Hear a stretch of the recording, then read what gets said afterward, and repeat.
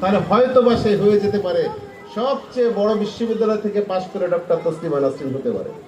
নৈতিকতার শিক্ষা যদি না থাকে, শুধু শিক্ষার উপরে ভিত্তি করে যদি সে বড় হতে চায়, হয়ে যেতে পারে সেই নাস্তিক ডক্টর হুমায়ুন আজাদের মতো, আহমদ শরীফের মতো বড় শিক্ষার্থী, যাদেরকে এই জাতি আর মনে করে না, যাদেরকে পরিত্যাগ করে, যাদেরকে আদর্শ বিচ্যুত মানুষ হিসেবে মনে করে। এই কারণে আমি বলছি, যারা বড় বড় সাহিত্যিক আমাদেরকে শিখিয়েছেন, বইতে লেখা আছে, দুর্জন বিদ্বান হলেও তার সঙ্গ পরিত্যাজ্য। অতএব শুধু শিক্ষার উপরে ভিত্তি করে নিজের জীবনে সবকিছু অর্জন করা সম্ভব নয়।